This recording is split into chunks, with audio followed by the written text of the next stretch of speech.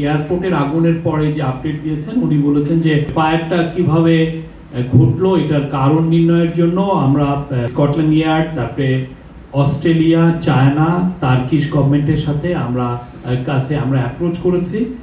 আমাদের কমার্স এবং civil aviation adviser Sheikh Bashiruddin এয়ারপোর্টের আগুনের পরে যে আপডেট দিয়েছেন উনি বলেছেন যে এয়ারপোর্টের কার্যক্রম এখন কার্গো এবং ফ্লাইট অপারেশন পুরোটাই এখন নর্মাল। তারপরেও এয়ারপোর্টের যে একটা বিল্ডিং, কার্গোর যে বিল্ডিংটা অগ্নিদগ্ধ হয়েছে, এটা কিভাবে চালু করা যায় সেটার জন্য ওনারা কাজ করছেন। আজকে বুয়েটের একজন এক্সপার্ট ডক্টর ফখরুল আমিন এটা ইন্সপেক্ট করবেন। ওনার নেতৃত্বে একটা টিম ইন্সপেক্ট করে দেখবেন যে এটাকে কত দ্রুত এই কার্গো এই বিল্ডিংটাকে ইউজ করা যায়।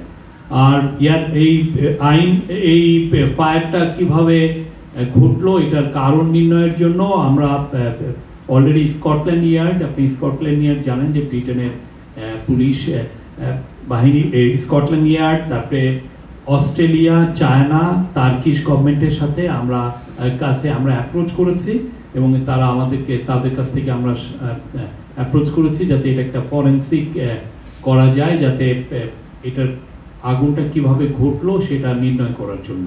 আর এছাড়া আজকে চিফ অ্যাডভাইজার বলেছেন 1 সপ্তাহ ফায়ার প্রিপারেশনের জন্য, ফায়ার সেফটির জন্য 1 সপ্তাহ সবাইকে ডেডিকেট করার জন্য, যাতে 1 সপ্তাহ ডিক্লেয়ার করা হয় যে এটা ওই পুরো সপ্তাহটা বাংলাদেশের যত প্রাইভেট এবং পাবলিক প্রতিষ্ঠান আছে তারা তাদের যে ফায়ার প্রিপারেডনেসটা ওরা চেক করবে এবং দেখবে যে কোনো ফায়ার রিলেটেড কোনো শর্টকামিংস আছে কিনা, কোনো ধরনের সেফটি রিলেটেড কোনো ধরনের কোনো ল্যাকিংস আছে কিনা সেটা তারা দেখবে। এটার জন্য উনি আহ্বান করেছেন এবং এই বিষয়ে অলরেডি অ্যাডভাইজারদেরকে উনি নির্দেশ দিয়েছেন যাতে সমস্ত সরকারি যেগুলো প্রতিষ্ঠান তাদেরকে এটা অলরেডি এই ফায়ার সেফটি বিষয়টা তারা যেন নিজেরা তাদের প্রিপেয়ারনেসটা তারা যেন চেক করে। আর আজকে ইলেকশনের প্রিপারেশন নিয়েও অনেক আলাপ হয়েছে। ইলেকশনে জানেন যে পুলিশকে বডি ক্যাম দেওয়ার চিন্তা ভাবনা হচ্ছে এবং সিসিটিভি ইনস্টল করার চিন্তা ভাবনা হচ্ছে। এটা লিগালি কতটুক এটা করা যায়,